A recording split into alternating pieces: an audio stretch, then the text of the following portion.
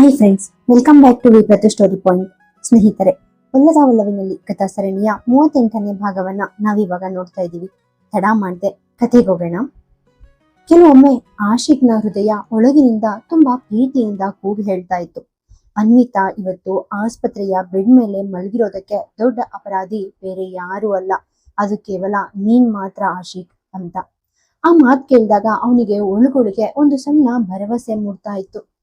ಅಂದ್ರೆ ಇವತ್ತಿಗೂ ಕೂಡ ಅನ್ವಿತಾಳ ಹೃದಯದ ಆಳದಲ್ಲಿ ಕೇವಲ ತಾನ್ ಮಾತ್ರ ಅತ್ಯಂತ ಗಟ್ಟಿಯಾಗಿ ಬಲವಾಗಿ ನಿಂತಿದ್ದೀನಿ ಮತ್ತು ಇವತ್ತು ತಾನು ಎಲ್ರ ಮುಂದೆ ತೋರಿಸಿದ ಉದಾಸೀನತೆಯ ಏಟು ಅವಳ ಮನಸ್ಸನ್ನ ಎಷ್ಟು ಭೀಕರವಾಗಿ ಒಡೆದು ನುಚ್ಚುನೂರು ಮಾಡಿದೆ ಅಂದ್ರೆ ಅವಳಿಗೆ ತನ್ನ ಒಳಗಿನ ದುಃಖ ಕಂಟ್ರೋಲ್ ಮಾಡ್ಕೊಳ್ಳೋಕೆ ಸಾಧ್ಯ ಆಗದೆ ಆ ತರಹ ನರಗಳ ಕುಸಿತದ ಖಿನ್ನತೆಗೆ ಒಳಗಾಗಿದ್ದಾಳೆ ಅಂತ ಅವನ ಹೃದಯಕ್ಕೆ ಅನ್ನಿಸ್ತಾ ಇತ್ತು. ಆದ್ರೆ ಮರುಕ್ಷಣವೇ ಅವತ್ತು ಪಾರ್ಕಿಂಗ್ ಬೇಸ್ಮೆಂಟ್ ಜಾಗದಲ್ಲಿ ಅನ್ವಿತಾ ತನ್ನ ಇಡೀ ಜಗತ್ತಿನ ಪ್ರೀತಿಯ ಸಂಪತ್ತನ್ನ ಆ ಡಾಕ್ಟರ್ ರಿಷಬ್ನ ಮುಂದೆ ಮುಡುಪಾಗಿಡಲು ಬಂದ ಹೆಣ್ಣಿನ ತರಹ ಓಡ್ ಹೋಗಿ ಅವನ ಎದೆಗೆ ಮುಖ ಹಾಕಿ ಎಷ್ಟೊಂದು ಬಿಗಿಯಾಗಿ ಹಗ್ ಮಾಡ್ಕೊಂಡಿದ್ದ ಆ ಸೀನನ್ನ ಕಿಟಕಿಯ ಆಚೆಯಿಂದ ತನ್ನ ಕಣ್ಣಾರೆ ಕಂಡ ಆ ದೃಶ್ಯದ ಚಿತ್ರ ನೆನ್ಪಿಗೆ ಬಂದ ಆ ಮರುಕ್ಷಣವೇ ಇತ್ತ ಆಶಿಕ್ ಜೋಯಿಸ್ನ ಒಳಗಿರೋ ಆ ಪುರುಷ ಅಹಂಕಾರದ ಅಸೂಯೆ ಒಂದೇ ಸೆಕೆಂಡ್ ನಲ್ಲಿ ಕಂಪ್ಲೀಟ್ ಆಗಿ ಇಡೀ ಜಗತ್ತನ್ನ ಸುಟ್ಟು ಬೂದಿ ಮಾಡೋ ಭೀಕರ ದ್ವೇಷ ಮತ್ತು ಸೇಡಿನ ಭಾವನೆಯಾಗಿ ಚೇಂಜ್ ಆಗೋಕೆ ಸ್ಟಾರ್ಟ್ ಆಯಿತು. ಆಶಿಕ್ ಇವತ್ತು ಈ ಎರಡು ಕಂಪ್ಲೀಟ್ ಉಲ್ಟಾ ಇರೋ ಕಠಿಣ ಆಲೋಚನೆಗಳ ದೊಡ್ಡ ಚಂಡಮಾರುತದ ಮಧ್ಯೆ ಸಿಲುಕೊಂಡು ಒಳಗೊಳಗೆ ನಲಗ್ ಹೋಗಿದ್ದ. ಅವನಿಗೆ ಒಂದು ಡಿಸಿಷನ್ಗೆ ಬರೋಕೆ ಸಾಧ್ಯನೇ ಆಗ್ಲಿಲ್ಲ. ಇವತ್ತು ಅವನ ಹೃದಯ ಒಂದು ಹೇಳಿದ್ರೆ ಮೈಂಡ್ ಇನ್ಯಾವುದೋ ಒಂದು ವಿಚಿತ್ರ ಯೋಚನೆ ತಂದು ಅವನ ಮುಂದೆ ನಿಲ್ಲಿಸ್ತಾ ಇತ್ತು. ಇದೆಲ್ಲದರಿಂದ ಆಶಿಕ್ ಜೋಯಿಸ್ ಲೈಫ್ ನಲ್ಲಿ ಮೊದಲ ಬಾರಿಗೆ ಒಳಗೊಳಗೆ ಸಿಕ್ಕಾಬಟ್ಟೆ ಬೇಸರಗೊಂಡು ತನ್ನ ಇಡೀ ಕಂಟ್ರೋಲ್ ಕಳ್ಕೊಂಡ. ಅವನು ಇನ್ಮೇಲೆ ಆಫೀಸ್ನ ಆ ಅಧಿಕಾರಿಗಳ ಮುಂದೆ ಮೀಟಿಂಗ್ ನಲ್ಲಿ ಮುಂದುವರಿಯೋಕೆ ಇಷ್ಟಪಡದೆ ತಕ್ಷಣವೇ ಆ ಮೀಟಿಂಗ್ ಅನ್ನ ಮಧ್ಯದಲ್ಲೇ ಸ್ಟಾಪ್ ಮಾಡಿ, I am really sorry everyone, please forgive me, I have to go now ಅಂತ ತುಂಬಾ ಶಾರ್ಟ್ ಆಗಿ ಕ್ಷಮೆ ಕೇಳಿ ಸೀದಾ ಆ ಕಾನ್ಫರೆನ್ಸ್ ಹಾಲ್ ಬಿಟ್ಟು ಆಚೆ ನಡೆದ್ಬಿಟ್ಟ. ಅವನು ಲಿಫ್ಟ್ ಹತ್ತಿ ನೇರವಾಗಿ ಕೆಳಗಿರೋ ಬೇಸ್ಮೆಂಟ್ ಪಾರ್ಕಿಂಗ್ ಜಾಗಕ್ಕೆ ಬಂದ. ತನ್ನ ಸೆಕ್ಯೂರಿಟಿ ಗಾರ್ಡ್ಸ್ ಮತ್ತೆ ಯಾವೊಬ್ಬ ಅಂಗರಕ್ಷಕರನ್ನು ತನ್ನ ಜೊತೆ ಕರ್ಕೊಂಡು ಹೋಗೋ ಇಂಟ್ರೆಸ್ಟ್ ಇಲ್ಲದೆ ಒಂಟಿಯಾಗಿ ತನ್ನ ಓನ್ ರಾಯಲ್ ಕಾರ್ ಬಾಗಿಲು ಓಪನ್ ಮಾಡಿ ಡ್ರೈವಿಂಗ್ ಸೀಟ್ ಮೇಲೆ ಕುಳಿತುಕೊಂಡ. ಮತ್ತೆ ಸಿಕ್ಕಾಪಟ್ಟೆ ಸ್ಪೀಡ್ ಆಗಿ ಗಾಡಿ ಮೂವ್ ಮಾಡಿ ಆಫೀಸ್ ಕ್ಯಾಂಪಸ್ನಿಂದ ಆಚೆ ಹೊರಟೋದ. ಅವನ್ ಮೈಂಡ್ ರಿಲ್ಯಾಕ್ಸ್ ಮಾಡ್ಕೊಳ್ಳೋಕೆ ಅಂತ ಆ ಸಿಟಿಯ ರಸ್ತೆಗಳಾದ್ಯಂತ ಯಾವುದೇ ಒಂದು ಸರಿಯಾದ ಪ್ರಾಪರ್ ಗುರಿ ಇಲ್ಲದೆ ಕಂಟ್ರೋಲ್ ಇಲ್ಲದ ಹಾಗೆ ಸುಮಾರು 2 ಗಂಟೆಗಳ ಕಾಲ ಕಾರ್ ಡ್ರೈವ್ ಮಾಡ್ದ ನಿಜ. ಆದ್ರೆ ಅಯ್ಯೋ ಎಂತಹ ದುರ್ಭಾಗ್ಯ, ಇಷ್ಟೊಂದು ದೂರ ಒಂಟಿಯಾಗಿ ಗಾಡಿ ಓಡಿಸಿದ್ರು ಕೂಡ ಅವನ್ ಮೈಂಡ್ ನಲ್ಲಿದ್ದ ಆ ಪ್ರಶ್ನೆಗಳಿಗೆ ಇವತ್ತಿಗೂ ಅವನ್ ಮನಸ್ಸಿಗೆ ನಿಖರವಾದ ಆನ್ಸರ್ ಖಂಡಿತ ಸಿಗ್ಲೇ ಇಲ್ಲ. ಕೊನೆಗೆ ಆ ಒಳಗಿರೋ ತೀವ್ರವಾದ ದ್ವೇಷ ಮತ್ತು ಆ ಅತಿಯಾದ ಅಸೂಯೆಯ ಕಾರಣದಿಂದಾಗಿ ಅವನ ಪ್ಯೂರ್ ಆದ ಹೃದಯದ ಒಳಗಡೆ ಅನ್ವಿತಾಳ ಮೇಲೆ ದ್ವೇಷದ ಸೇಡಿನ ಭಾವನೆ ತಾನಾಗಿಯೇ ಜೋರಾಗಿ ಉಕ್ಕಿ ಬರೋಕೆ ಸ್ಟಾರ್ಟ್ ಆಯ್ತು. ವಾಸ್ತವವಾಗಿ ಆಸಿಫ್ ಜೋಯಿಸ್ ತನ್ನ ಲೈಫ್ ನಲ್ಲಿ ಯಾವತ್ತೂ ಇಂತಹ ಕ್ರೂರ ಸ್ವಭಾವ ಇರೋ ವ್ಯಕ್ತಿ ಖಂಡಿತ ಆಗಿರ್ಲೇ ಇಲ್ಲ. ಮತ್ತು ಇವತ್ತು ಅವನು ಒಳಗಿರೋ ಆ ನಿಜವಾದ ಪ್ರೀತಿಯ ಉದ್ದೇಶದಲ್ಲಿ ಒಂದು ಸಣ್ಣ ದೋಷ ಕೂಡ ಇರಲೇ ಇಲ್ಲ. ಆದ್ರೆ ಈ ಜಗತ್ತಿನಲ್ಲಿ ಒಂದು ಮಾತು ಹೇಳ್ತಾರೆ ಅಲ್ವಾ, ಲೈಫ್ ನಲ್ಲಿ ಪ್ರೀತಿಯ ಹೋರಾಟದ ಯುದ್ಧದಲ್ಲಿ ಕಂಪ್ಲೀಟ್ ಆಗಿ ಸೋತ್ ನಲ್ಗಿರೋ ಆ ನಿಜವಾದ ಒಡೆದ ಪ್ರೇಮಿಗಳಿದಾರಲ್ಲ, ಅವರಿಗೆ ಬದುಕಿನಲ್ಲಿ ಯಾವುದು ಗುರಿ ಸರಿ ಮತ್ತು ಯಾವುದು ತಪ್ಪು ಅನ್ನೋ ವಿವೇಚನೆಯ ಜ್ಞಾನ ಒಂದೇ ಸೆಕೆಂಡ್ ನಲ್ಲಿ ಕಂಪ್ಲೀಟ್ ಆಗಿ ಸತ್ತು ಹೋಗುತ್ತಂತೆ. ಅವರು ಆ ಸೇಡಿನ ಭ್ರಮೆಯಲ್ಲಿ ಎಂತಹದ್ದೇ ಕೆಲಸ ಮಾಡೋಕ್ಕೂ ಕೂಡ 1 ಸೆಕೆಂಡ್ ಯೋಚನೆ ಮಾಡಲ್ಲ. ಮತ್ತೆ ತಮ್ಮ ಈ ಒಂದು ಸಣ್ಣ ಸಿಟ್ಟಿನ ಹೆಜ್ಜೆಯಿಂದ ಎದುರಿಗಿರೋ ಜೀವದ ಲೈಫ್ ಹೇಗೆ ಕಂಪ್ಲೀಟ್ ನಾಶವಾಗುತ್ತೆ ಅನ್ನೋ ಸಣ್ಣ ಕಾಮನ್ ಸೆನ್ಸ್ ಕೂಡ ಅವ್ರ ಮೆದುಳಲ್ಲಿ ಇರಲ್ಲ. ಇವತ್ತು ನಮ್ಮ ಬಿಲೇನಿಯರ್ ಆಶಿಕ್ ಜೋಯಿಸ್ ಕೂಡ ಪರ್ಫೆಕ್ಟ್ ಆಗಿ ಅದೇ ಗೊಂದಲದ ಕೆಸರಿನಲ್ಲಿ ಕಂಪ್ಲೀಟ್ ಆಗಿ ಸಿಲ್ಕೊಂಡ್ಬಿಟ್ಟಿದ್ದ. ಅವನು ಆ ತೀವ್ರ ಸಿಟಿನಲ್ಲೇ ಸೀದಾ ಕಾರ್ ಡ್ರೈವ್ ಮಾಡ್ಕೊಂಡು ತನ್ನ ಮನೆಗೆ ಬಂದ ತಕ್ಷಣವೇ ಇನ್ನು ತನ್ನೊಳಗಿರೋ ಆ ಸೇಡಿನ ಆಕ್ರೋಶ ತಡೆಯೋಕೆ ಸಾಧ್ಯವಾಗದೆ ಮೊಬೈಲ್ ಫೋನ್ ಇಟ್ಕೊಂಡು ಸೀದಾ ತಮ್ಮ ಕಂಪನಿಯ ಮಾಲೀಕರಾದ MD ಮಿಸ್ಟರ್ ಸಿನ್ಹಾ ಸಾಹೇಬ್ರಿಗೆ ಡೈರೆಕ್ಟ್ ಆಗಿ ಕಾಲ್ ಮಾಡಿ ತುಂಬಾ ಕಠಿಣವಾದ ಧ್ವನಿಯಲ್ಲಿ ಆರ್ಡರ್ ಮಾಡ್ದ. ಮಿಸ್ಟರ್ ಸಿನ್ಹಾ, ಈವಾಗ್ಲೇ ಒಂದು ಇಂಪಾರ್ಟೆಂಟ್ ಕೆಲಸ ಮಾಡಿ, ಇವತ್ತೇ ಈ ಕ್ಷಣದಲ್ಲೇ ನಮ್ ಜೋಯಿಶ್ ಇಂಡಸ್ಟ್ರಿಯ ಲೇ ಆಫ್ ಕಮಿಟಿಯ ಅಧಿಕಾರಿಗಳು ಹೊರಗಾಕ್ಲಿರೋ ಆ ಎಂಪ್ಲಾಯೀಸ್ ವಜಾಗೊಳ್ಳುವ ಲಿಸ್ಟ್ ಇದೆಯಲ್ಲ, ಆ ಪಟ್ಟಿಯ ಒಳಗಡೆ ಈವಾಗ್ಲೇ ಆ marketing head chief officer miss Anvita Patil ಹೆಸರನ್ನ ತಪ್ಪದೆ ಫಿಕ್ಸ್ ಮಾಡಿ ಸೇರಿಸಿ ಅವರನ್ನ ಇವತ್ತೇ ನಮ್ಮ ಕಂಪ್ನಿಯಿಂದ ಕಂಪ್ಲೀಟ್ ಆಗಿ ವಜಾ ಮಾಡ್ಬಿಡಿ. ಇದು ನನ್ನ ಕೊನೆಯ ಆರ್ಡರ್. ಆಶಿಕ್ ಜೋಯಿಶ್ ತನ್ನ ಬಾಯಿಂದ ಆ ಆರ್ಡರ್ ಹೇಳಿದ ತಕ್ಷಣವೇ ಇತ್ತ ಫೋನ್ ನಲ್ಲಿದ್ದ MD ಮಿಸ್ಟರ್ ಸಿನ್ಹಾ ಸಾಹೇಬರಿಗೆ ಒಂದೇ ಸೆಕೆಂಡ್ ನಲ್ಲಿ ಕಂಪ್ಲೀಟ್ ಆಗಿ ಶಾಕ್ ಆಗಿ ವಿಪರೀತವಾಗಿ ಅಸಮಾಧಾನವಾಯಿತು. ಯಾಕಂದ್ರೆ ಅವ್ರಿಗೆ ತುಂಬಾ ಚೆನ್ನಾಗಿ ಗೊತ್ತಿತ್ತು, ಇವತ್ತು ಇಡೀ ಮಾರ್ಕೆಟಿಂಗ್ ಮತ್ತು ಹಣಕಾಸು ಇಲಾಖೆಯಲ್ಲಿ ಅನ್ವಿತಾ ಪಾಟೀಲ್ ತರಹದ ಕೆಪಾಸಿಟಿ ಇರೋ ಮೋಸ್ಟ್ ಟ್ಯಾಲೆಂಟೆಡ್ ಟಾಪರ್ ಆಫೀಸರ್ ಇನ್ಯಾರೂ ಇಲ್ಲ ಮತ್ತು ಇವಳ ತರಹ ನಿಷ್ಠೆಯಿಂದ ರಾತ್ರಿ ಹಗಲು ದುಡಿಯೋ ಜವಾಬ್ದಾರಿಯುತ ಉದ್ಯೋಗಿ ಈ ಕಂಪನಿಗೆ ಮತ್ತೆ ಸಿಗೋದು ತುಂಬಾ ಕಷ್ಟದ ಕೆಲಸ ಅಂತ. ಮಿಸ್ಟರ್ ಸಿನ್ಹಾ ಸಾಹೇಬ್ರು ಆಶಿಕ್ಗೆ ಪರಿಸ್ಥಿತಿ ತಿಳಿ ಹೇಳೋಕೆ ತುಂಬಾ ಬಾರಿ, ಮಿಸ್ಟರ್ ಜೋಯಿಶ್ ಪ್ಲೀಸ್ ಒಮ್ಮೆ ಯೋಚನೆ ಮಾಡಿ, ಅವ್ರು ನಿಮ್ಗೆ ಸಿಕ್ಕಾಪಟ್ಟೆ ಇಂಪಾರ್ಟೆಂಟ್ ಆಫೀಸರ್ ಅಂತ ಎಷ್ಟೋ ಬಾರಿ ಕನ್ವಿನ್ಸ್ ಮಾಡೋಕೆ ಟ್ರೈ ಮಾಡಿದ್ರು. ಆದ್ರೆ ಆಶಿಕ್ ಜೋಯಿಶ್ ಒಳಗಣ್ಣಿನಲ್ಲಿ ದ್ವೇಷ ಮತ್ತು ಸೇಡಿನ ಕಪ್ಪು ಪಟ್ಟೆ ಕಟ್ಕೊಂಡಿದ್ರಿಂದ ಅವನಿವ್ರು ಯಾವ ಒಂದು ಸಣ್ಣ ಲಾಜಿಕಲ್ ಮಾತುಗಳನ್ನು ಕೇಳೋಕೆ ಒಂಚೂರು ಸಿದ್ಧವಿರಲೇ ಇಲ್ಲ. ಅವನು ಇನ್ಮೇಲೆ ಮರಳಿ ವಾದ ಮಾಡ್ಬೇಡಿ ಮಿಸ್ಟರ್ ಸಿನ್ಹಾ, ನಾನ್ ಹೇಳಿದಾಗೆ ಇವಾಗ್ಲೇ ಲಿಸ್ಟ್ ಚೇಂಜ್ ಮಾಡಿ ಅಂತ ತುಂಬಾ ಗಟ್ಟಿಯಾಗಿ ವಾರ್ನ್ ಮಾಡ್ದ. ಕೊನೆಯಲ್ಲಿ ಮಿಸ್ಟರ್ ಸಿನ್ಹಾ ಸಾಹೇಬ್ರಿಗೆ ಹೊಸ ಬಾಸ್ನ ಆಜ್ಞೆಯ ಮುಂದೆ ಬೇರೆ ದಾರಿ ಇಲ್ಲದೆ ತಲೆ ತಗ್ಸಿ ಸೈಲೆಂಟ್ ಆಗಿ ಅವರ ಕೋರಿಕೆಗೆ ಒಪ್ಕೊಳ್ಳೇಬೇಕಾಯ್ತು ಮತ್ತು ತುಂಬಾ ಬೇಸರದಿಂದಲೇ ಆ ವಜಾಗೊಳ್ಳುವ ಉದ್ಯೋಗಿಗಳ ಲಿಸ್ಟ್ ನಲ್ಲಿ ಅನ್ವಿತಾ ಪಾಟೀಲ್ ಹೆಸರನ್ನ ಅಫಿಷಿಯಲ್ ಆಗಿ ಫಿಕ್ಸ್ ಮಾಡಿ ಸೇರ್ಸಿದ್ರು. ಅವರು ಮರುಕ್ಷಣವೇ ಇಮೇಲ್ ಕಳಿಸ್ಕೊಟ್ರು. ಆ ಮೇಲ್ ಒಳಗಡೆ ತುಂಬಾ ಪ್ರೊಫೆಷನಲ್ ಆಗಿ ಬರೆಯಲಾಗಿತ್ತು, ಮೇಡಮ್, ಇವತ್ತಿನಿಂದ ಜೋಯಿಶ್ ಇಂಡಸ್ಟ್ರಿಯ ಹೊಸ ಒಪ್ಪಂದದ ಪ್ರಕಾರ ನಿಮ್ಮನ್ನ ಕಂಪನಿಯ ಈ ಉದ್ಯೋಗದಿಂದ ಟರ್ಮಿನೇಟ್ ಮಾಡಲಾಗಿದೆ ಮತ್ತು ಇವತ್ತಿನಿಂದ ನಿಮಗೋಸ್ಕರ ಕೇವಲ ಕಡೆಯ 15 ದಿನಗಳ ಅಫಿಷಿಯಲ್ ನೋಟಿಸ್ ಪೀರಿಯಡ್ ಟೈಮ್ ಮಾತ್ರ ನೀಡಲಾಗಿದೆ. ದಟ್ಸ್ ಇಟ್ ಅಂತ. ಇತ್ತ ತನ್ನ ಮನೆಯ ಬೆಡ್ರೂಮ್ ನಲ್ಲಿ ಕುಳಿತು ತನ್ನ 2 ಮಕ್ಕಳ ಮುಖ ನೋಡ್ತಾ ಇದ್ದ ಅನ್ವಿತಾಳಿಗೆ ಸಡನ್ ಆಗಿ ತನ್ನ ಮೊಬೈಲ್ ಫೋನ್ ನಲ್ಲಿ ಆ ಅಫಿಷಿಯಲ್ ಲೇ ಆಫ್ ಇಮೇಲ್ ಬಂದು ಇನ್ಬಾಕ್ಸ್ ನಲ್ಲಿ ಬಿದ್ದ ಮರುಕ್ಷಣವೇ ಆ ಮೇಲ್ ಸ್ಕ್ರೀನ್ ಓಪನ್ ಮಾಡಿ ಓದಿದ ತಕ್ಷಣವೇ ಅವಳು ಒಳಗೊಳಗೆ ತಡೆಯಲಾರದಷ್ಟು ವಿಪರೀತ ಮಟ್ಟದಲ್ಲಿ ಬೇಸರಗೊಂಡು ನೊಂದ್ಕೊಂಡ್ಲು. ಯಾಕಂದ್ರೆ ಇವತ್ತಿನ ಅವಳ ಈ ಕ್ರಿಟಿಕಲ್ ಫೈನಾನ್ಷಿಯಲ್ ಕಂಡೀಷನ್ ನಲ್ಲಿ ಅವಳಿಗೆ ಈ ಒಳ್ಳೆಯ ಜಾಬ್ ಅನ್ನ ಇಷ್ಟು ಬೇಗ ಕಳ್ಕೊಳ್ಳೋದು ಸ್ವಲ್ಪನೂ ಇಷ್ಟ ಇರಲೇ ಇಲ್ಲ. ಅವಳು ಒಳಗೊಳಗೆ ಗಟ್ಟಿಯಾಗಿ ಡಿಸೈಡ್ ಮಾಡಿದ್ಲು, ಆ ಆಶಿಕ್ ಜೋಯಿಶ್ ಎಷ್ಟೇ ತನ್ನ ಮುಂದೆ ಬಂದ್ರು ಪರವಾಗಿಲ್ಲ, ನಾನು ಅವನ ಮುಂದೆ ಒಬ್ಳು ಅಪರಿಚಿತ ಹೆಣ್ಣಿನ ತರಹಾನೆ ದಿನಾಲು ಆಫೀಸ್ಗೆ ಹೋಗಿ ತುಂಬಾ ಸೈಲೆಂಟ್ ಆಗಿ ನನ್ನ ಕೆಲಸ ಮಾಡಿ ನಾನು ಬರ್ಬೇಕು ಅಂತ ಅವಳ ಮೆಂಟಲ್ ಅಲ್ಲಿ ಪ್ರಿಪೇರ್ ಆಗಿದ್ಲು. ಯಾಕಂದ್ರೆ ಅವಳು ಇನ್ಮೇಲೆ ಕೇವಲ ತನ್ನ ಸ್ವಂತ ಇಷ್ಟದ ಭಾವನೆಗಳ ಬೇಸಿಸ್ ಮೇಲೆ ಲೈಫ್ನ ಇಷ್ಟೊಂದು ದೊಡ್ಡ ಡಿಸಿಷನ್ ತಗೊಳ್ಳೋಕೆ ಸಾಧ್ಯನೇ ಇರಲಿಲ್ಲ. ಅವಳಿಗೆ ಇವತ್ತು ಇಡೀ ಪ್ರಪಂಚಕ್ಕಿಂತ ಹೆಚ್ಚಾಗಿ ತನ್ನ ಪ್ರಾಣದಂತಿರೋ ಆ 2 ಮುಗ್ಧ ಮಕ್ಕಳ ಉಜ್ವಲ ಭವಿಷ್ಯದ ಬಗ್ಗೆ ಯೋಚನೆ ಮಾಡಬೇಕಾದ ಜವಾಬ್ದಾರಿ ಅವಳ ಹೆಗಲ ಮೇಲಿತ್ತು. ಈ ಆಫೀಸ್ ಕೆಲಸ ಇವತ್ತು ಅವಳಿಗೆ ಮತ್ತು ಅವಳ ಸಂಸಾರಕ್ಕೆ ಅತಿ ಮುಖ್ಯವಾಗಿತ್ತು. ಇಂತಹ ಒಂದು ಕಷ್ಟದ ಸಮಯದಲ್ಲಿ ಕೇವಲ 15 ದಿನಗಳ ಅತ್ಯಂತ ಶಾರ್ಟ್ ಟೈಮ್ ನಲ್ಲಿ ಈ ದೊಡ್ಡ ಸಿಟಿಯ ಹೊರಗಡೆ ಇನ್ಯಾವುದೋ ಒಂದು ಹೊಸ ಕಂಪನಿಯಲ್ಲಿ ಇಷ್ಟೊಂದು ಒಳ್ಳೆಯ ಸ್ಯಾಲರಿಯ ಜಾಬ್ ಹುಡ್ಕೋದು ಒಬ್ಬಂಟಿ ಹೆಣ್ಣಾಗಿ ಅವಳಿಗೆ ಕಠಿಣವಾದ ಕೆಲಸವಾಗಿತ್ತು. ಅನ್ವಿತಾ ಆ ಇಮೇಲ್ ನೋಡ್ತಾ ಕಣ್ಣೀರ್ ಹಾಕ್ತಾ ಬೆಡ್ ಮೇಲೆ ಕುಳಿತಿದ್ಲು. ತದನಂತರ ಕರೆಕ್ಟ್ ಆಗಿ ಅದೇ ದಿನದ ಸಾಯಂಕಾಲದ ಸಮಯದಲ್ಲಿ ಪ್ರತಿದಿನದ ಲೈಫ್ನ ದಿನಚರಿಯ ತರಹನೇ ಡಾಕ್ಟರ್ ರಿಷಬ್ ಮತ್ತು ರಿತಿಬಾ ಇಬ್ರು ಒಟ್ಟಾಗಿ ಅನ್ವಿತಾಳನ್ನ ಭೇಟಿಯಾಗಿ ಅವಳ ಹೆಲ್ತ್ ವಿಚಾರಿಸೋಕೆ ಅಂತ ಅವಳ ಫ್ಲಾಟ್ಗೆ ನಡೆದು ಬಂದ್ರು.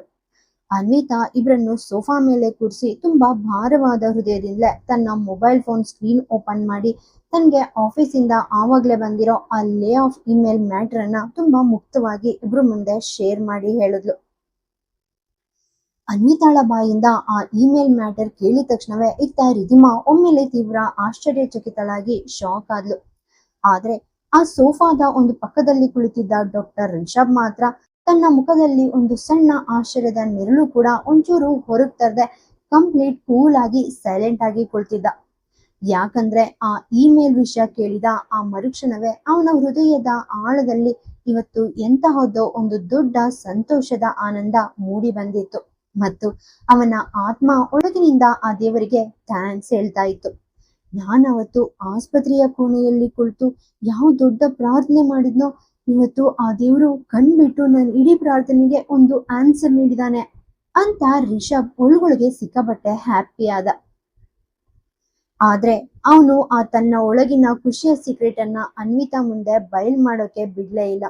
ಯಾಕಂದ್ರೆ ಹೆಣ್ಣಾಗಿ ಅವಳು ಇವಾಗ್ಲೇ ಜಾಬ್ ಹೋಗಿರೋ ದೊಡ್ಡ ಟೆನ್ಷನ್ ಇದ್ದಾಳೆ. ಮತ್ತೆ ಈ ಸಮಯದಲ್ಲಿ ತಾನು ಖುಷಿ ಪಟ್ರೆ ಅವಳ ಆತ್ಮಕ್ಕೆ ಇನ್ನೂ ದೊಡ್ಡ ಮಟ್ಟದ ನೋವಾಗುತ್ತದೆ ಅನ್ನೋ ಕಾಮನ್ ಸೆನ್ಸ್ ಅವನಿಗೆ ಚೆನ್ನಾಗಿ ಗೊತ್ತಿತ್ತು. ಅಷ್ಟರಲ್ಲೇ ಇತ್ತ ಪಕ್ಕದಲ್ಲಿ ಕುಳಿತಿದ್ದ ರಿಧಿಮಾ ಅನ್ವಿತಾಳ ಆ ಕಣ್ಣೀರೋಡಿಸ್ತಾ ಇಡೀ ಪ್ರೀತಿಯಿಂದ ಅವಳಿಗೆ ಸಾಲಿಡ್ ಆಗಿ ಧೈರ್ಯ ತುಂಬ್ತಾ ಮುದ್ದಾಗಿ ಹೇಳಿದ್ಲು, ಅನು, ನನ್ ಪ್ರೀತಿಯ ಜೀವವೇ, ಪ್ಲೀಸ್ ಇನ್ಮೇಲಾದ್ರೂ ಆ ಕಣ್ಣೀರನ್ನ ಸ್ಟಾಪ್ ಮಾಡು. ಇಡೀ ಜಗತ್ತಿನಲ್ಲಿ ನೀನ್ ಬೆನ್ ಹಿಂದೆ ನಿನ್ನ ಈ ಬೆಸ್ಟ್ ಫ್ರೆಂಡ್ ರಿಧಿಮಾ ಜೀವಂತವಾಗಿ ಬದುಕಿರೋವರೆಗೂ ನೀನು ಲೈಫ್ನ ಇಂತಹ ಸಣ್ಣ ಸಣ್ಣದ ಹಣದ ಕಷ್ಟಗಳ ಬಗ್ಗೆ ಇಡೀ ರಾತ್ರಿ ಒಂಟಿಯಾಗಿ ಯೋಚನೆ ಮಾಡೋ ಅವಶ್ಯಕತೆ ಖಂಡಿತ ಇಲ್ಲ. ನನಗೆ ಮುಂಚೆನೆ ತುಂಬಾ ಚೆನ್ನಾಗಿ ಗೊತ್ತಿತ್ತು, ಆ ಆಶಿಕ್ ಜೋಯಿಶ್ ನಿಮ್ ಕಂಪನಿಯನ್ನ ಖರೀದಿ ಮಾಡಿದ ಆ ಮೊದಲ ದಿನವೇ ಇವತ್ತೆಲ್ಲ ನಾಳೆ ಇಂತಹದೇ ಒಂದು ಕಠಿಣ ಪರಿಸ್ಥಿತಿ ನಿನ್ ಕೆರಿಯರ್ ಮುಂದೆ ಬಂದೇ ಬರುತ್ತೆ ಅಂತ. ಅದಕ್ಕೋಸ್ಕರನೇ ನಮ್ ರಿಷಬ್ ಅಣ್ಣ ಮತ್ತೆ ನಾನು ಇಬ್ರು ಒಟ್ಟಾಗಿ ಸೇರಿ ಆವಾಗ್ಲೇ ನಮ್ಮ ಇಡೀ ಐ ಪ್ರೊಫೈಲ್ ಸಂಪರ್ಕಗಳನ್ನ ಯೂಸ್ ಮಾಡಿ ಈ ಸಿಟಿಯ ಅತ್ಯಂತ ಫೇಮಸ್ ಆಗಿರೋ 2-3 ಟಾಪ್ ಕಂಪನಿಗಳಲ್ಲಿ ನಿನ್ನ ಪ್ರೊಫೆಷನ್ ಸೂಟ್ ಆಗೋ ಒಂದು ಬೆಸ್ಟ್ ಸ್ಯಾಲರಿ ಪ್ಯಾಕೇಜ್ ನ ದೊಡ್ಡ ಜಾಬ್ಸ್ಗಳನ್ನ ಆವಾಗ್ಲೇ ಶಾರ್ಟ್ ಲಿಸ್ಟ್ ಮಾಡಿ ರೆಡಿ ಮಾಡಿ ಇಟ್ಕೊಂಡಿದೀವಿ. ಇನ್ಮೇಲೆ ನೀನ್ ಒಂಚೂರು ತಡ ಮಾಡದೆ ಕೇವಲ ನಿನ್ನ ಇಷ್ಟದ ಬೇಸಿಸ್ ಮೇಲೆ ಆ ಕಂಪನಿಗಳಿಗೆ ಹೋಗಿ ಒಂದ್ ಸಣ್ಣ ಇಂಟರ್ವ್ಯೂ ನೀಡಿ ಬಂದ್ರೆ ಸಾಕು. ಇನ್ನು ಕೇವಲ 15 ದಿನಗಳೊಳಗಡೆನೆ ನೀನ್ ತುಂಬಾ ಗೌರವದಿಂದ ಆ ಹೊಸ ಆಫೀಸ್ ನ ದೊಡ್ಡ ಚೇರ್ ಮೇಲೆ ಕುಳಿತು ಕೆಲ್ಸ ಸ್ಟಾರ್ಟ್ ಮಾಡಬಹುದು. ಸೊ ಚಿಂತೆ ಮಾಡೋದನ್ನ ಬಿಟ್ಬಿಡು ಅಂತ ರಿಧಿಮಾ ಆತ್ಮವಿಶ್ವಾಸದ ದನಿಯಲ್ಲಿ ಅನ್ವಿತಾಳಿಗೆ ದೊಡ್ಡ ಭರವಸೆ ನೀಡಿದ್ಲು. ವಾಸ್ತವವಾಗಿ ರಿಧಿಮಾ ಇವಾಗ ಆಡಿದ ಮಾತು 100ಕ್ಕೆ 100 ಕರೆಕ್ಟ್ ಆಗಿಯೇ ಇತ್ತು. ಯಾಕಂದ್ರೆ ಯಾವ ದಿನ ಆಶಿಕ್ ಜೋಯಿಶ್ ಸಿನ್ಹಾ ಬ್ರದರ್ಸ್ ಕಂಪನಿಯನ್ನ ಪೂರ್ತಿಯಾಗಿ ಬೈ ಮಾಡಿ ಖರೀದಿ ಮಾಡಿದಾನೆ ಅನ್ನೋ ಬಿಸ್ನೆಸ್ ನ್ಯೂಸ್ ಇವರಿಗೆ ಗೊತ್ತಿತ್ತೋ ಅವತ್ತಿನಿಂದ ಇವರಿಬ್ಬರಿಗೂ ಒಳಗೊಳಗೆ ಕೇವಲ ಅನ್ವಿತಾಳ ಕೆರಿಯರ್ ಬಗ್ಗೆನೆ ಚಿಂತೆ ಪಡ್ತಾ ಇದ್ರು. ಯಾಕಂದ್ರೆ ಅವರಿಗೆ ತುಂಬಾ ಚೆನ್ನಾಗಿ ಗೊತ್ತಿತ್ತು, ನಾಳೆ ಆಫೀಸ್ನಲ್ಲಿ ಆ ಆಶಿಕ್ ಜೋಯಿಶ್ ಕಣ್ ಮುಂದೆಯೇ ಇದ್ಕೊಂಡು ನಮ್ಮ ಅನ್ವಿತಾಳಿಗೆ ದಿನಾಲೂ ಒಂದು ಸಾಮಾನ್ಯ ನೆಮ್ಮದಿಯ ಲೈಫ್ ಬದುಕೋದು ಈ ಸಿಟಿಯಲ್ಲಿ ಸಿಕ್ಕಾಬಟ್ಟೆ ಕಠಿಣವಾದ ಇಂಪಾಸಿಬಲ್ ಕೆಲಸ ಅಂತ. ಅವರು ತಮ್ಮ ಪ್ರಾಣದಂತಿರೋ ಈ ಮುಗ್ಧ ಅನ್ವಿತಾಳನ್ನ ಮರಳಿ ಮತ್ಯಾವುದೋ ಒಂದು ಹೊಸ ಕರಾಳ ಮಾನಸಿಕ ತೊಂದರೆಗೆ ಬಲಿಪಶು ಮಾಡೋಕೆ ಜನ್ಮದಲ್ಲೂ ಇಷ್ಟ ಪಡ್ತಾನೆ ಇರ್ಲಿಲ್ಲ. ಅದಕ್ಕೋಸ್ಕರನೇ ಇತ್ತ ಡಾಕ್ಟರ್ ರಿಷಬ್ ಆವಾಗ್ಲೇ ಅನ್ವಿತಾಳಿಗೆ ತಿಳಿಯದ ಹಾಗೇನೆ ತುಂಬಾ ಸೀಕ್ರೆಟ್ ಆಗಿ ಕಾರ್ಪೊರೇಟ್ ವಲಯದ ತನ್ನ ಇಡೀ ಟಾಪ್ ದೊಡ್ಡ ದೊಡ್ಡ ಬಿಸ್ನೆಸ್ ಕಾಂಟ್ರಾಕ್ಟ್ ಅಧಿಕಾರಿಗಳಿಗೆ ಅನ್ವಿತಾಳ ರೆಸ್ಯೂಮ್ ಅನ್ನ ಆವಾಗ್ಲೇ ಫಾರ್ವರ್ಡ್ ಮಾಡಿ ಕಳ್ಸಿಕೊಟ್ಟಿದ್ದ. ಮತ್ತು ಆ ದೊಡ್ಡ ಕಂಪನಿಯ ಮಾಲೀಕರು ಕೂಡ ಅನ್ವಿತಾಳ ಆ ಅದ್ಭುತ ಯೂನಿವರ್ಸಿಟಿ ಟಾಪರ್ ಪ್ರೊಫೈಲ್ ನೋಡಿ ಆ ಮೊದಲ ಅವಳ ಪ್ರತಿಭೆಗೆ ಕಂಪ್ಲೀಟ್ ಆಗಿ ಫಿದಾ ಆಗ್ಬಿಟ್ಟಿದ್ರು. ಅವರು ತುಂಬಾ ಹ್ಯಾಪಿಯಾಗಿ ಅನ್ವಿತಾಳಿಗೆ ತಮ್ಮದೇ ಆದ ಕಂಪನಿಯಲ್ಲಿ ಒಂದು ಐ ಪ್ರೊಫೈಲ್ ಹುದ್ದೆಯ ಜಾಬ್ ನೀಡೋಕೆ ಆವಾಗ್ಲೇ ಒಪ್ಪಿಗೆ ಸೂಚಿಸಿದ್ರು. ಅವರು ಕೇವಲ ಅನ್ವಿತಾಳಿಗೆ ಅಫಿಷಿಯಲ್ ಔಪಚಾರಿಕತೆಯ ಇಂಟರ್ವ್ಯೂಗೆ ಅಟೆಂಡ್ ಆಗು ಅಂತ ಕೇಳಿದ್ರು. ಮತ್ತೆ ಅದರಲ್ಲಿ ನಮ್ಮ ಇಂಟೆಲಿಜೆಂಟ್ ಅನ್ವಿತಾ ಕಣ್ಮುಚ್ಚಿ ತುಂಬಾ ಈಸಿಯಾಗಿ ಪಾಸ್ ಆಗ್ತಾಳೆ ಅನ್ನೋ ಭರವಸೆ ಇವರಿಗೂ ಇತ್ತು. ಆದ್ರೆ ರಿಷಬ್ ತನ್ನ ಮೈಂಡ್ ನಲ್ಲಿ ಒಂದು ಸ್ಟ್ರಿಕ್ಟ್ ಕಂಡೀಷನ್ ಹಾಕಿ ತಂಗಿ ರಿಧಿಮಾಳಿಗೆ ವಾರ್ನ್ ಮಾಡಿದ್ದ.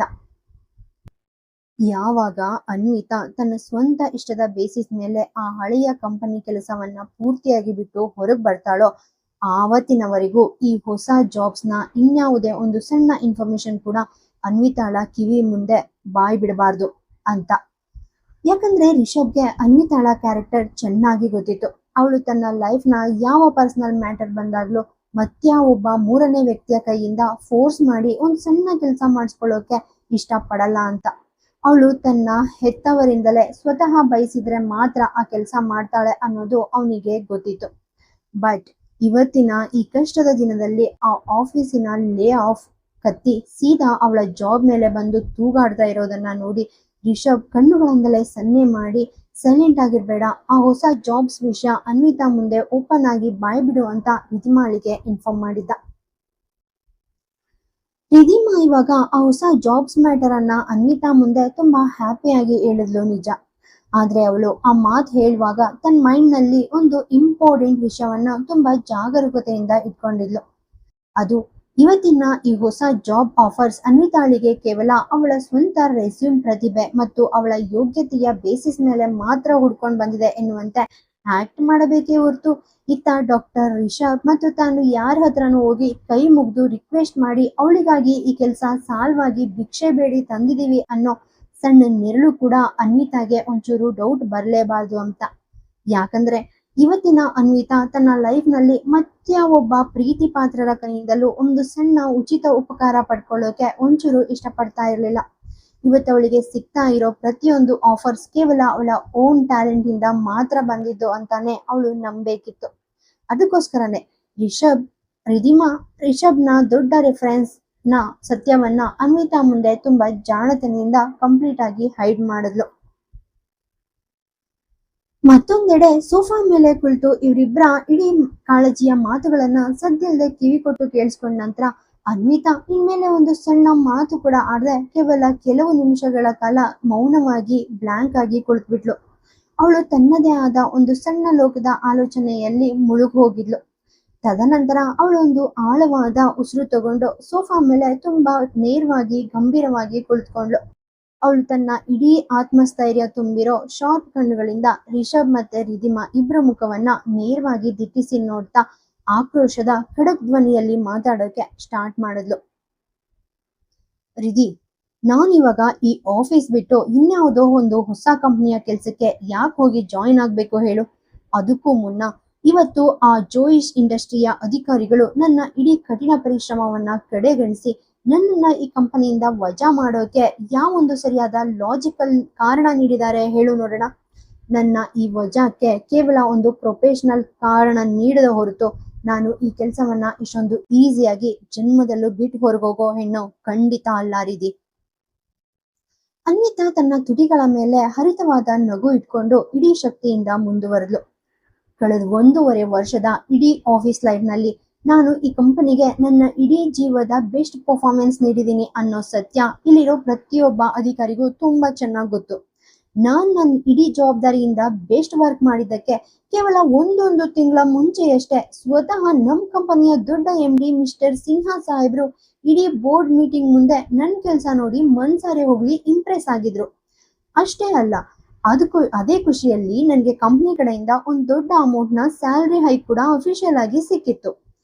ಹೀಗಿರುವಾಗ ಇವತ್ತು ಸಡನ್ ಆಗಿ ಇನ್ಯಾವುದೋ ಒಂದು ದೊಡ್ಡ ಕಂಪನಿಯ ಹಣದ ಗರ್ವ ಇರೋ ದೊಡ್ಡ ಬಿಸ್ನೆಸ್ ಉದ್ಯಮಿ ಕೇವಲ ಈ ಸಣ್ಣ ಆಫೀಸ್ ನಲ್ಲಿ ತನ್ನ ಸ್ವಂತ ಬಿಸ್ನೆಸ್ ಲಾಭದ ಅನುಕೂಲ ನೋಡ್ಕೊಂಡು ತನ್ನ ಕೋಟಿ ಕೋಟಿ ಹಣದ ಅಹಂಕಾರದಿಂದ ಈ ಕಂಪನಿಯನ್ನ ಬೈ ಮಾಡಿ ಖರೀದಿ ಮಾಡಿದಾನೆ ಅಂದ ಮಾತ್ರಕ್ಕೆ ಇಷ್ಟು ದಿನ ಈ ಆಫೀಸ್ ನಂಬ್ಕೊಂಡು ಬದುಕಿರೋ ನಮ್ಮ ಹಳೆಯ ಅಮಾಯಕ ಉದ್ಯೋಗಿಗಳನ್ನ, ಯಾರ ಇಡೀ ಸಂಸಾರದ ದಿನಚರಿ ಕೇವಲ ಈ ತಿಂಗಳ ಸಂಬಳದ ಮೇಲೆ ಮಾತ್ರ ಡಿಪೆಂಡ್ ಆಗಿ ನಡೀತಾ ಇದೆಯೋ ಅಂತವ್ರನ್ನ ಒಂದ್ ಸಣ್ಣ ಕಾರಣವೂ ನೀಡದೆ ಕೇವಲ ತನ್ನ ಇಷ್ಟದ ಬೇಸಿಸ್ ಮೇಲೆ ರಾತ್ರೋರಾತ್ರಿ ಕೆಲಸದಿಂದ ವಜಾ ಮಾಡ್ತಾರೆ ಅಂದ್ರೆ ಇದು ಈ ಕಾರ್ಪೊರೇಟ್ ಬಿಸ್ನೆಸ್ ಮಾರ್ಕೆಟ್ ಅಲ್ಲಿ ಯಾವ ತರಹದ ವೃತ್ತಿಪರತೆ ಹೇಳು ರಿಧಿ?